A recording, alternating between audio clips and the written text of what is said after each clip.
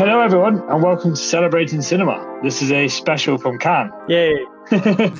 Need I say more? Hugo, tell us, how is it in Cannes? It's very good. Today I had a very chilled day. I've only seen one film because I already saw a film that's playing here in the Netherlands. So I was kind of scot-free, which is good because we're a bit over the half of the festival. So normally I would be dead and tired at this point, and I'm still going strong. So it's great. It's fucking hot. The weather's insane, but the lines are very short because of Corona and everything. So it's kind of chilled. So I'm doing good. It's great. How was that whole process? I mean, I heard some things from programmers and other people from the film industry that it was quite a hassle with those saliva tests and stuff like that. Oh, yeah. They're all ungrateful bitches. This is my 5th year in Cannes now, and it's the most chilled experience I've had so far. So, yeah, I'm already fully vaccinated, but I also have to test for Corona once every 2 days because my vaccine isn't long ago enough. And it's cool. You just need to produce a lot of saliva, like more than you would ever think you would have to produce. And then they test that and it works fairly well. But at the beginning, nothing worked well. And that's always the case with Cannes. It has its, as we would say in Dutch, children's diseases. And they fix it as we go. And right now, it's literally the most comfortable festival experience I've had here so far. So it's safe, like the booing and the cheering, Yeah, I mean, it's safer than in the Netherlands, but I want to keep it at that. I'm not sure how much safer it is. And Tom, how are you feeling? Yeah, I mean, I'm doing well, but I am here in humid, breezy, I hate this weather, Holland. And you're there traversing the Croisette with your film pal. So yeah, I am the jealous guy in this conversation. Absolutely. You're the Brian Ferry to my Brian Eno. Yeah. Exactly. Yeah. Now, like last year was going to be the first year that we would go, but then of course the festival sort of evaporated and went online. So, and this year, like money wise, it wouldn't make any sense to do it for us. So hopefully I'll be joining you next year. Yeah. But of course, my question is like, what am I missing from this experience? What is for you like the Cannes experience? Yeah, well, this year is kind of special because like last year the festival got cancelled, which is the first time in the history since the Second World War and the Nazi occupation that edition of the Cannes Film Festival was cancelled. So for many people, it has this big historic value that last year Cannes couldn't happen because of COVID, and this year it is happening. And you kind of see it also in the films because usually the main competition, which is of course maybe the most prestigious slot a film can have in the film festival circuit internationally, is quite dense and compact, even though it's, still pretty big. But this year it's so expanded. There's like 24 films in the main competition only. And then all the other sidebars, there's all these different other competitions already have so much more films as well. So there's, I guess, kind of like a record number of films playing at Cannes. And it's also a crop of films from the last 2 years. So on paper, this should be one of the best festival editions ever, because you basically have 2 years to get the best films out there to the festival. Thanks. Great. That's great to hear. Absolutely fantastic.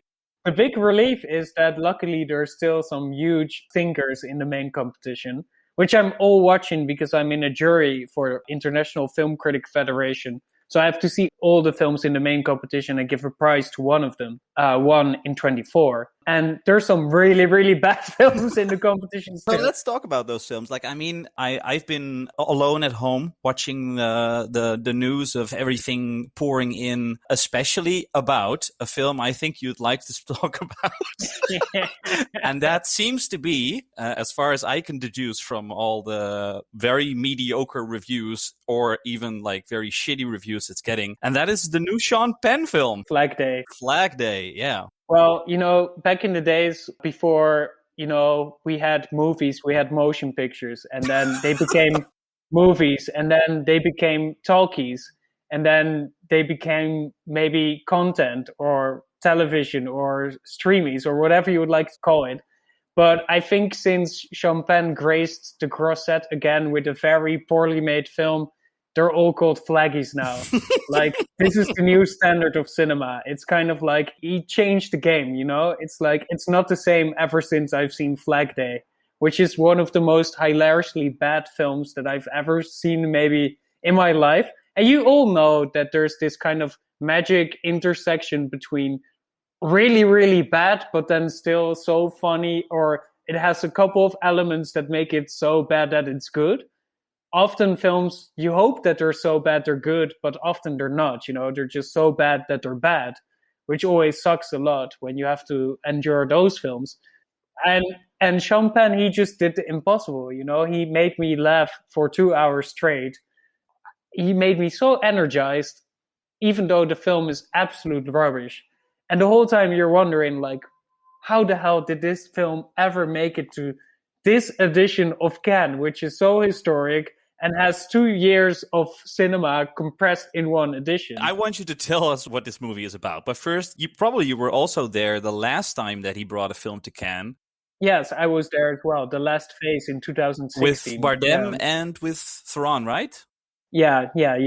That was the time when Charlize Theron and Sean Penn were still in a relationship, and she actually apparently broke up with him because the film was so shitty, which is actually a really great management decision. While the 20 minutes of booing were going on in the cinema. Yeah, so Sean Penn had like one of the worst flops in Cannes history in 2016. So everybody already kind of braced themselves when he re-emerged on the Crozet this year with Flag Day. The Last Phase, his 2016 film, is kind of like this whole white savior film about, like, I guess journalists or something fixing things somewhere in Africa. It's like the most forgettable film. The only thing that you remember is that just everything is off. And this year he went for the intimate, you know, he went for an intimate story. So what he did is he adapted a book, a non-fiction book by this journalist about her dad, who's called John Vogel, who was kind of like this scam artist, almost like Catch Me If You Can, but then by a dude that just fails all the time. So he's trying to bluff and lie and scheme his way to the American dream and get a lot of money and shit. But the only thing that he really gets is death and, you know, struggle and like mob guys beating him up while their children are looking, and just really sad shit. And Sean Penn is playing this dad, John Vogel.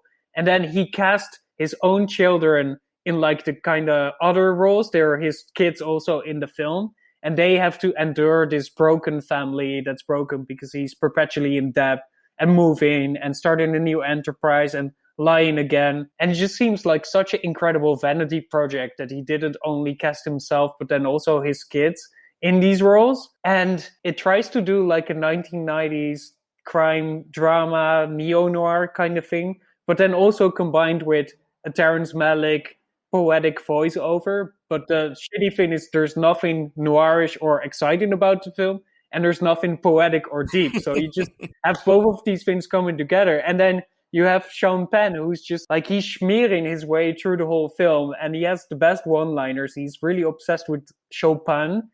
Sean Penn, Chopin. I'm now realizing how deep this goes. This is a masterpiece. Yeah, maybe it's a great film. Like, there's a line in the film where Sean Penn goes like, "Where are my fucking Chopin records?" And he's like a cokehead, super obsessed with Chopin, and all of it just doesn't make any sense at all. It just feels very off, and it's very bad. So I had a blast. It was great. You know, it's very welcome to have some of these films over here. Will this be a film for your Contrarian's Corner in the near future? Well, you know, I was thinking about this. Oh no. No. I like a fair assessment is that I feel like Sean Penn is also sometimes trying to do a Clint Eastwood, but he just has such little grip on the cinematic language that just none of it adds up or makes sense. So I think not. So yeah, now, I mean, we're starting now with like the worst of the fest. There's a couple of other films that are maybe equally as bad but less funny, which is arguably worse. However, there's also some ridiculously good films, like stupid good.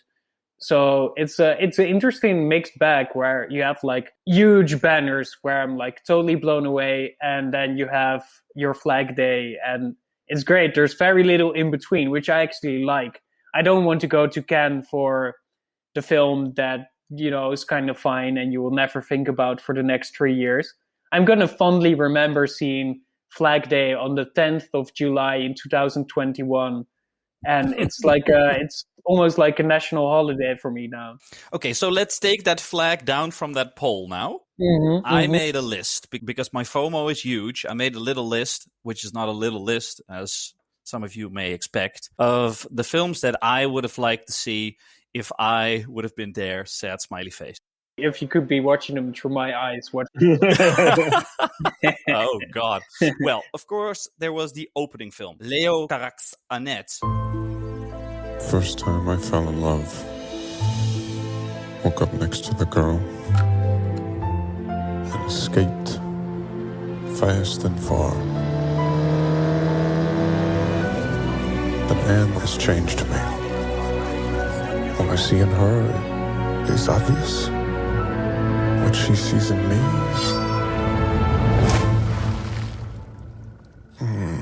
it's a little more puzzling. 1, 2, 3, 4.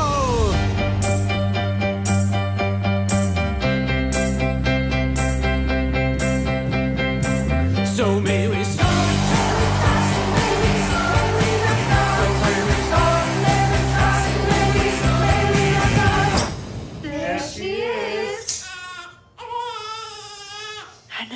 We've spoken very lovingly about Cara in the past in our Oscar podcast, of course. Yeah. The responses to that film have been very mixed. It's a musical, as far as I can deduce, with Adam Driver and Marion Cotillard. Marion Cotillard, of course, yeah. Yeah, it's a film. I already saw it in the Netherlands before it played here in Cannes, because there was a small possibility that Carax was doing interviews, which he notoriously often doesn't do. So they wanted all the Dutch journalists going to Cannes to already see the film, so they might have a chance at speaking to him at the beginning of the festival. It didn't happen, which, by the way, is fine. I like it when directors make a choice and say, no press for me. It's better than the awkward sitting at the table, like the director doesn't want to speak to you at all, and you just see the regret and the pain. That is always very awful. It's a film that really grew on me, to be honest, because when I saw it, which is already 2 weeks ago, I guess, I appreciated bits of it, but it didn't really work for me all the way through. And now it's really growing on me. It's a very strange musical. The music is by Sparks. Oh, yeah, of course. Yeah. Love Sparks. Is already kind of like they have a very non-conventional way of approaching poppy music. And they're also credited with the screenplay, right? Yeah, there's a bit of theirs in the screenplay as well. And it's like there's so much stuff about, I guess, partially Carax interrogating his own life, his own position in the film landscape. It's about Adam Driver. He's like a bad boy comedian, kind of like a contrarian kind of type. And he falls in love with Marion Cotillard, who's like an opera singer. So there's already this clash between high and lowbrow culture and between man and woman. And then together they become the parents of this child called Annette, which is the titular character of the film. And it's so much about guilt and kind of like inheriting sins and passing them along, and also abuse and consent. There's a whole bit about Me Too and about problematic male geniuses and how the media and the industry entertainment world treat them and kind of deal with them and still keep them in positions of power. So there's a lot to unpack. And at the beginning, I thought it was sometimes too much, like it was overreaching. But then the only things that I really remember of the film are just really intimate, small moments that you can only get when you make a film in this way, like do the musical thing and just have the actors sing while they're having sex. Like there's a scene where Adam Driver is giving cunnilingus to Marion Cotillard while they're singing a love song as in a musical. And he's like in between her legs and raising his hands and singing a couple of lines, and then he goes back down on her. And that's kind of like, it's a really funny, silly moment, but it's also hits pretty deep actually. So yeah, I'm really warming up to that film. It took me 2 weeks, but here we are. Hey, sometimes that happens. On to the next one. I'm going through the list as Khan wants me to go through it. So, Sure. so it's probably the high rollers, and then we're going to go back smaller and smaller and smaller, I think. The movie I will only describe as using Christ as a dildo. Bartholoméa a-t-elle fait quelque chose qui vous est fâché? Non. Avez-vous de l'affection pour elle? Ce qui se passe ici est un blasphème. Ce qui compte, elles le savent déjà. Si cette sœur est coupable du blasphème dont vous l'accusez, elle ira au bûcher. Mais des accusations extraordinaires exigent des preuves extraordinaires. Je sais pas comment Dieu fait arriver les choses. Je sais seulement qu'il accomplit sa volonté à travers moi. Tu dois faire des aveux complets. Renonce à ta vanité. À vous! On ne comprend pas toujours les instruments de Dieu. Peut-être a-t-il mis Benedetta en transe, ou bien Dieu nous a envoyé une folle qui débite des sottises pour servir ses desseins. Benedetta. Yeah, well, this is a film that's not warming on me yet. I really love Paul Verhoeven's films, and this is kind of a film that was on his mind, I guess, for a long time. Many people will probably know that Paul Verhoeven is like really into Jesus Christ and Christianity. He wrote a book called Jesus of Nazareth. He was part of the Jesus Christ seminar, which was mostly philosophers and theologians, it's like together. And he was the only person that was not from these kind of like academic backgrounds that joined this seminar. So he really knows his shit. And this film about two lesbian nuns in the 17th century in this Coventry in Pescia in Toscana in Italy. And it's kind of a clever film about power relations and structures in Christianity at that time, and like how the Coventry relates to the like bishop in Milan or something. And there's kind of like everybody is scheming, and it's very much a sly deconstruction of religion, and that they use miracles more as kind of like a business model than as this very authentic relationship with God or greater powers beyond.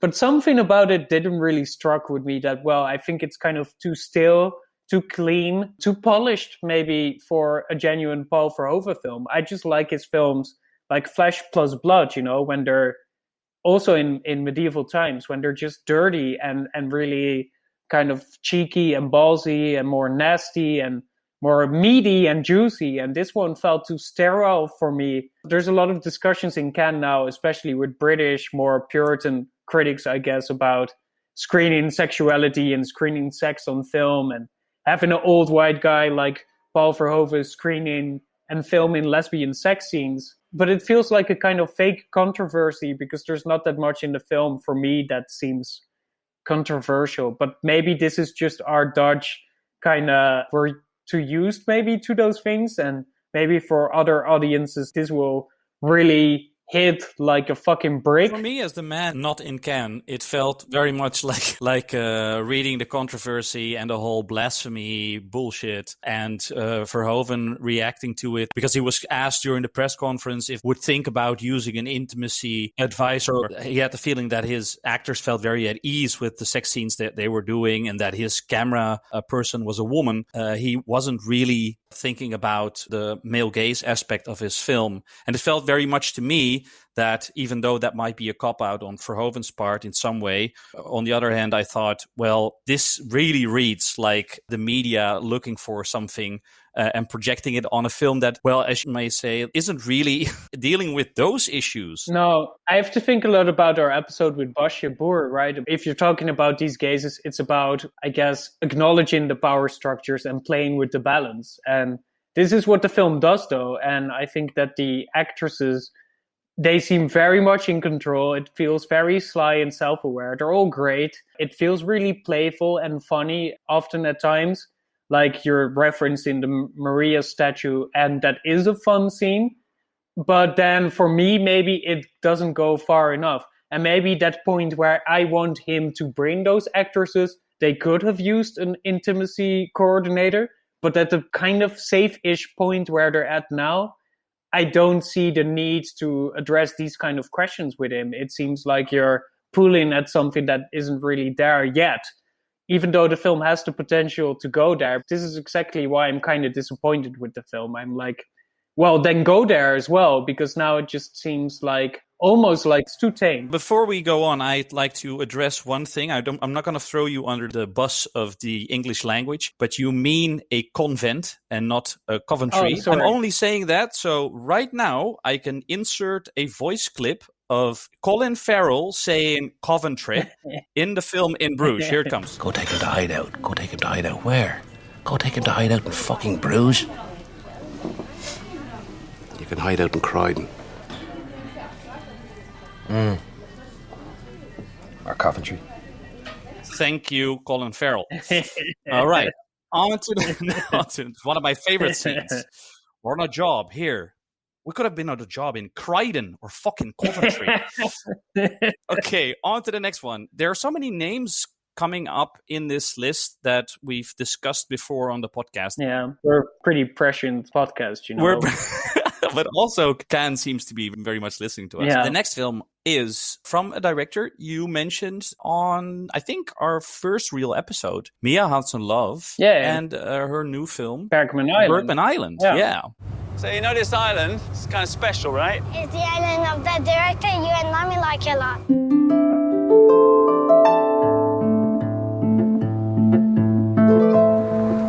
This place is perfect for working, easy to live in. Wow. You do realize we're going to sleep in the bed, but if it's scenes from a marriage, film that made millions of people divorce. Ah, shit. Fuck, sorry. We have to maybe sleep in the other bedroom. I want to be with you. I never mentioned you to my girlfriend, but she's jealous of you. You know how hard writing is for me? It's torture, it's self-inflicted agony, it's... Do something else. Like what? Full-time housewife? I really thought you would encourage me. Are you angry? Why her and not me? I don't know.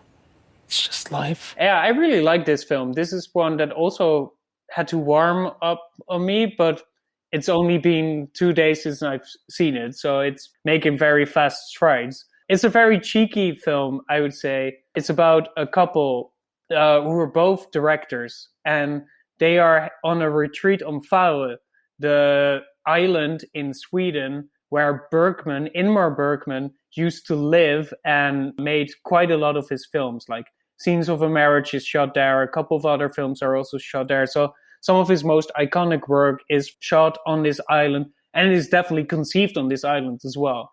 So apparently this is like a big touristy kind of boom for this island, that they do these kind of Ingmar Bergman retreats and tours. And there's the Ingmar Bergman safari, where people go on the bus and go past all of these locations where he shot something. And then it's like, this is the house that was in Persona, but it's not there anymore because they deconstructed the set. It was only a facade. And it's like just a very non-tour as well, which is funny because it plays with the presence or the shadow of Ingmar Bergman that's looming over all these young directors that want to go there and make films. Deconstructing a set of Persona is also very, I know how pretentious this sounds, but it's also very funny in relation to that film. Yeah, that's the whole thing. Like, it's like everybody has a Bergman like on this kind of legendary status, holds him to the highest esteem, and then this film just kind of shows the weird natural conclusion of that, where he just becomes this kind of very hollowed out facade. It's kind of like Baudrillard meets Bergman, where it's like there's this ghost fake version of him lingering around, but it's not really him, and his presence is kind of like a fluke. It's like the Wizard of Oz, maybe almost. So these filmmakers, they're on the island and they want to make their own important films, and maybe Bergman's, heritage can help them with that. And then unwillingly, they're kind of reconstructing or they're kind of reenacting Scenes of a Marriage, because of course they get into their own quarrels and their own relationship is kind of like hitting some rough patches. And then the film just becomes this kind of nesting narrative, and there's narratives in the film, within the film, and it's cute, it's funny, it's sly, it's kind of sad as well. At first it seemed almost too conceived, but then the more I think about it, it actually really works for me. And this is something that I often have with Mia Hansen-Løve, that these are kind of films that just keep growing on you because she is so generous. That's also what we talked about in the podcast, right? That she's super generous when she looks at people, which is also why I want her to make a film about my own life, because she knows those nuances of how you aspire to be something and you're not. And she acknowledges both of these things, and she also does in this film. So it's kind of like a drama film, but it plays out like a really good comedy, actually. Well, looking forward to that.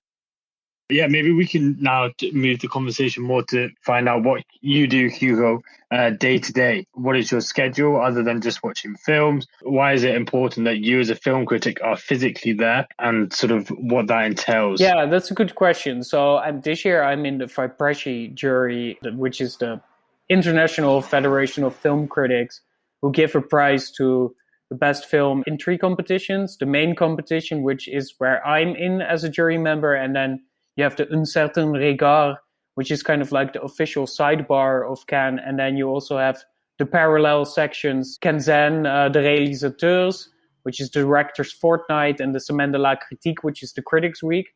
So there's like, the Fipresci has 3 juries over here. So I do the main competition, which are 24 films right now. So that means 2 or 3 competition films per day that I need to see, because I, of course, need to see all of them for the jury deliberations to pick a winner. So my planning this year is somehow very relaxed and easy, because I know always that I have to see 1 or 2 or 3 films at least per day, and I have no choice.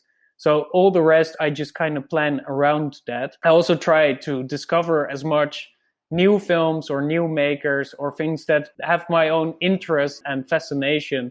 I try to seek those out as well. And then I just kind of plan around that. So sometimes, like, I see 5 films a day. Sometimes I see only a couple of films a day, and I need to write or do an interview or something else. Because I'm also, of course, writing for my magazine. A big point that Cannes also makes is that when you are here, you have to be writing about Cannes. Otherwise, you don't get invited back to the festival. We're all in the spinning wheel or the ferry wheel or something. You need to prove your worth, basically, every year, again and again. So I'm writing a lot of dispatches. Basically, what we're doing now in audio form, I try to do in text as well. Maybe not as successfully as this, but that's also part of the game.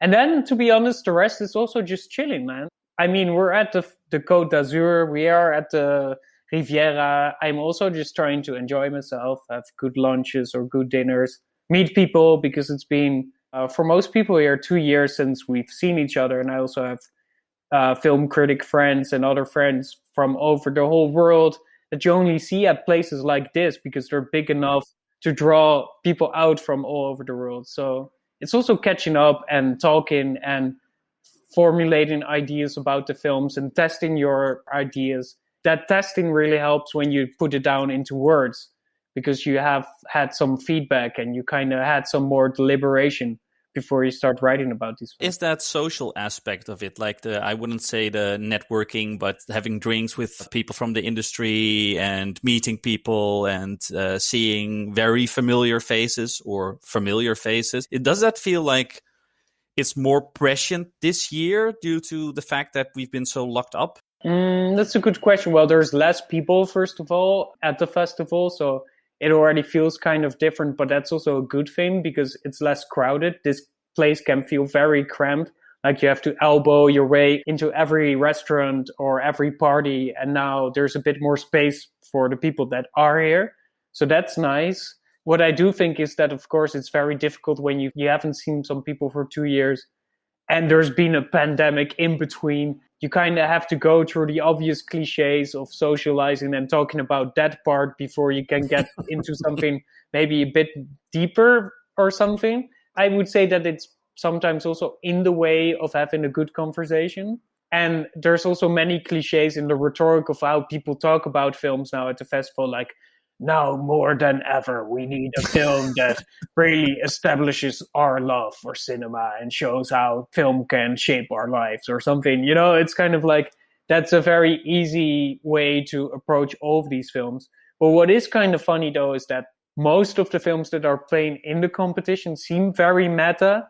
We're talking about Bergman Island, we're talking about Annette, also the Nadav Lapid film, Achet's Knee, I'd like so many more. They're all about films in films and people making films. And that's been a cliche for a very long time. But for a lot of people, that rings very true right now, because at the one hand, art and cinema has been totally, sidelined and threatened. And at the other hand, it seems also like one of the most essential things that we can have in life right now, the thing that keeps us sane. We've all been thinking and saying this.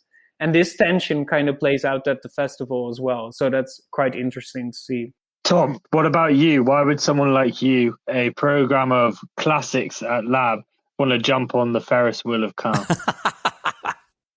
Other than being a lover of film, what purpose does it serve to you? Well, for me, apart from my role within the film industry, I am very fascinated about the sort of festival vibe.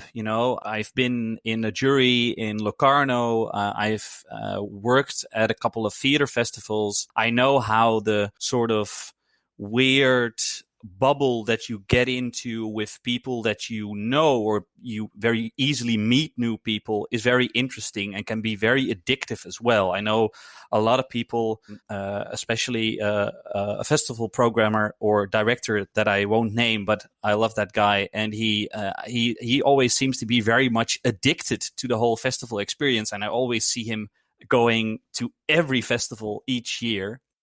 It's not Hugo. It's not Hugo. Might as well be. I know the push and pull of the festival life. It's like a traveling circus, which is why the Ferris wheel is also quite an apt, metaphor for it. It is a circus. I know that experience of going in there and then coming out and feeling almost like the world you get back into seems almost more like a facade or like leaving a dream and going back to reality. So that does speak to me very much. Apart from that, I mean, I love watching films and I always look at the program and I think there's very, very interesting films in there. Also because as a programmer, I try to look for new films that I can use to do retrospectives around or big programs around. I mean, if I look at the program now, there are so many films in there that could spark my interest for doing yet another Wes Anderson retrospective, for instance. Although all the messages that I've been reading about the French Dispatch, which is playing there right now, seems as though Wes Anderson has gone on the Quentin Tarantino train of making movies that feel like he's making movies inspired by the movies that he made. It began as a holiday. Eager to escape a bright future on the Great Plains, Arthur Howitzer Jr. transformed the series of travelogue columns into the French Dispatch, a factual weekly report on the subjects of world politics, the arts, high and low, and diverse stories of human interest. You don't think it's almost too seedy this time? No, I don't. For decent people. It's supposed to be charming. He assembled a team of the best expatriate journalists of his time: Berenson, Sazerac, Kremens, Roebuck Wright. These were his people. Just try to make it sound like you wrote it that way on purpose. What I can tell about it is that I was kind of skeptic about the film because I also felt like he was doing more of the same with every new film, and it felt like diminishing returns. So beforehand, I really wanted him to prove me wrong and surprise me or take me by surprise. And then I saw the film, and yes, it is more like what you would expect from Wes Anderson. But then again, it's so meticulous, it's so detailed, it's so playful, and there's still, I think, enough sincere emotion, like an emotion undercurrent underneath it, that it just really amaze me again and give me this kind of joyous sense of wonder. So he really warmed the skeptic's heart over here. So that's good, maybe news for everybody. That's quite a feat. Coming from me in the contrarian corner, this is a great accomplishment for Wes Anderson. So he did it again. He did it again. Well, yeah, and apart from the newer films, of course, there's quite some interesting classics on the on the program as well that are most of the time very hard to find in their program. And then I was looking them up now very specifically. And I mean, if you look at this year, there's a Powell and Pressburger being screened, fully restored. I Know Where I'm Going. I've never seen that film. I love Powell and Pressburger. Yeah. I'm a huge fan of A Matter of Life and Death, which is just also a very underseen movie, which is actually in Britain regarded as one of the best films ever made. But yeah, Slavoj Zizek never did something about that film, so it's like... Which is a bit crazy because it's about, I believe, a First World War pilot that dies mistakenly, or actually goes on living mistakenly. And it's this weird clash between the heavenly and earth, and it's really a beautiful film. And there's a restoration of La Double Vie de Véronique, which was the first Krzysztof Kieślowski movie that I've ever watched. Kieślowski, of course, the director who made the Decalogue series, which is actually maybe a bit of a spoiler for a program that I want to do in the future. I really want to do a Kieślowski retrospective someday. So if I see like a 4K restoration of La Double Vie de Véronique, rubbing your hands. Yeah, I'm like, oh my God, there is a reason for me now to bring those films to our cinema. It's funny that you mentioned those classics, because every year when I'm here, I think like this is great and it would be so cool to go and visit these films. But I never have the time, this year especially. Normally, with the outlet, the magazine that I write for, I would be here with 3 other critics that also write together with me on the daily dispatches that we do. And now I'm on my own, virtually. So I need to do most of that by myself. So I'm like, I have so much more of like a workload trying to cover the whole festival, that those are the kind of films that I can never watch here. I just don't have the time. That is such a shame, because have you ever watched Francesco Ghilardi di Dio? No, never. It's actually a movie about St. Francis by Roberto Rossellini, the neo-realist 50s filmmaker. Maybe the most poetic one of the filmmakers working at that time. Yeah, very lyrical. Yeah, very lyrical. And in the end, he of course, he's also very much known for the relationship that he got with Ingrid Bergman, to bring in that other Bergman into this conversation. Who's also buried on Faroe Island, by the way. And who was in Autumn Sonata. Like there is like this, which is a film by Bergman with Bergman. That's always. I remember being a very young, pretentious child and thinking if it would be possible. Which I still am. And I'm thinking about, would it be possible that Ingrid Bergman would star in an Ingmar Bergman film? And of course, it has already happened. Ingrid Bergman, of course, known from being one of the best actresses ever, and one of my huge crushes in cinema. She was, of course, in Casablanca, and did she make the right choice at the end of Casablanca? She did. But after her career in Hollywood, she traveled to Europe to start a new career, and there she met Rossellini, and they had this very controversial relationship because they were both married, and they just decided, we are such a great creative couple. And they made a couple of films together, like Stromboli, which is a wonderful film about a woman going to an island and not enjoying it because everybody's Italian. I really love that film. But one of the first Rossellini's that I saw was this movie about St. Francis, and it's now screening there. And it's this really strange, deeply poetic film. A lot of amateur actors playing this story about St. Francis. And it has one of the most touching scenes I've ever seen on cinema, and I can't remember what the scene is about. I just have this vague experience of it being one of the most beautiful things I've ever seen, but I can't remember what the scene was about. So if you can go I doubt and it. Make this your only 4K restoration that you see there, you can tell me what it really is. Oh, this is why we need you here next year, Tom. Exactly. So you can go to these films. Come running out of a film and saying, I've just seen a neo-realist masterpiece again. And then next year we'll be on the Crozet together and we're having dinner or something, and I ask you, what do you think of the new Champagne film? What do you think of the new Flaggy by Champagne? And then you say, dude, I've seen a classic Flaggy in the neo-realist style. It's like a black and white flaggy you've never seen before. It's going to be a great dinner. I can already picture it. Looking forward to it very much.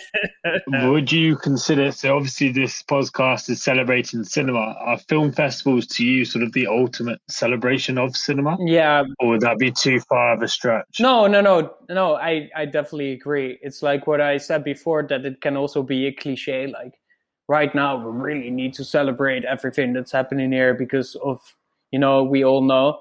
But there's of course a kernel of truth in that, it is absolutely absurd.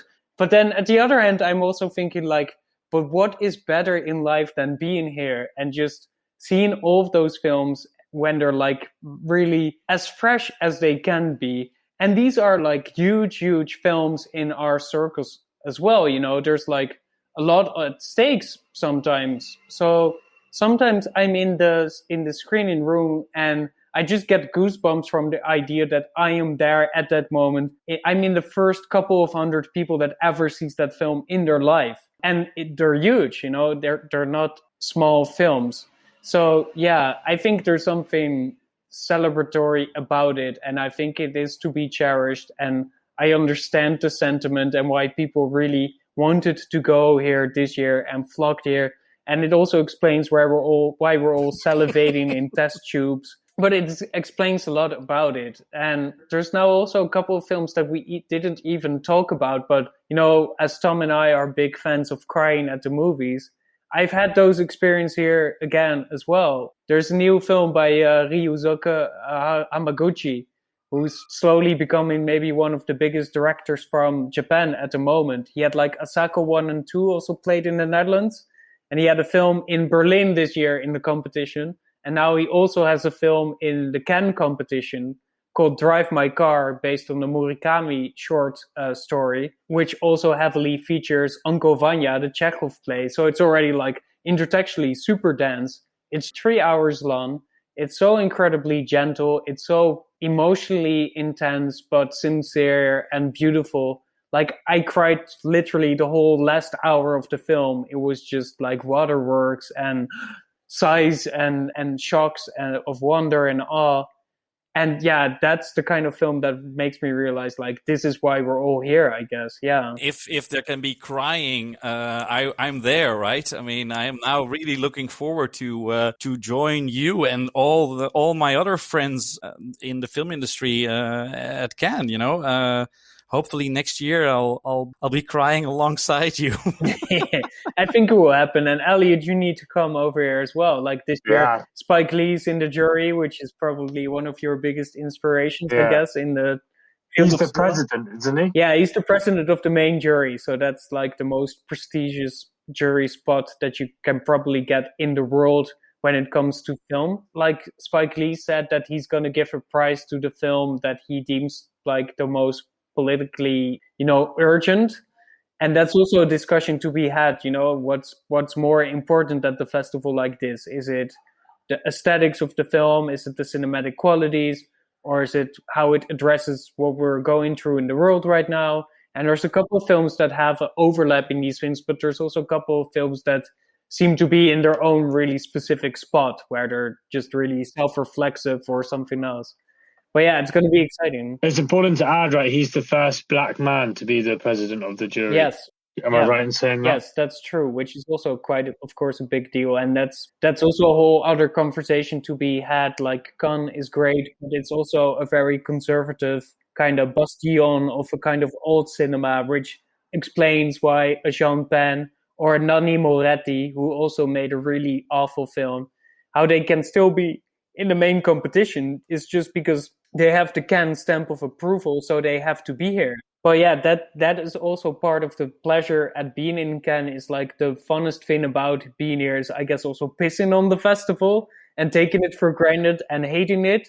But it's undeniable that we all love it as well. Yeah. Tom, what do you have for us for the film club pick? Obviously, we're taking a month hiatus, whether we do a second part to the Cannes special. But what should people go and watch at Lab? What are your top picks?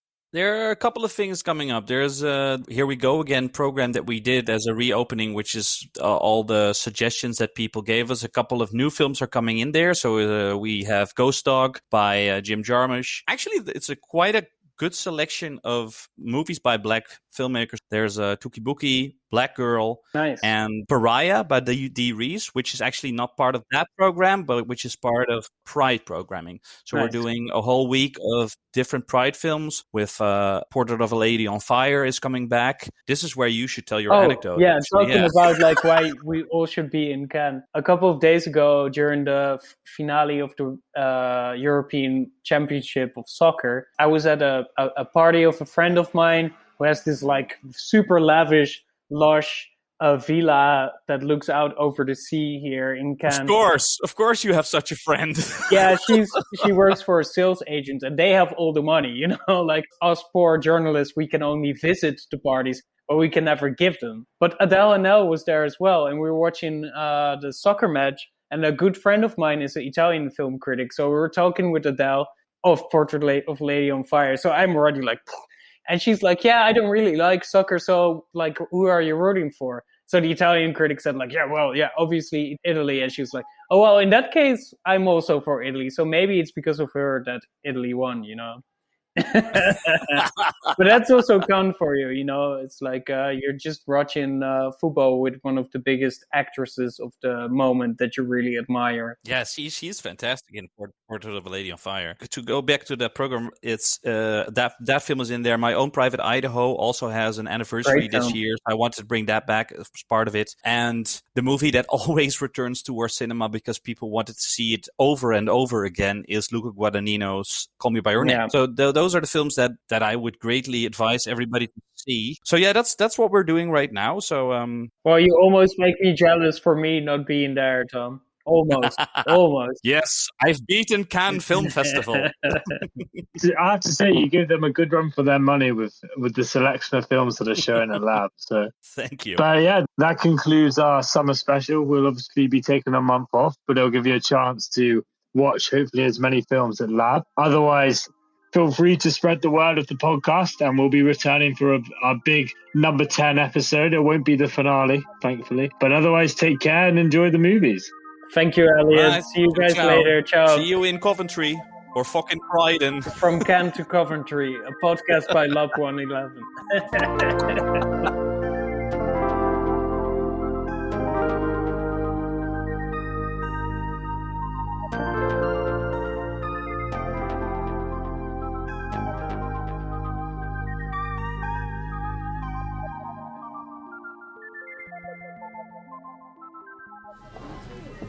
Coventry.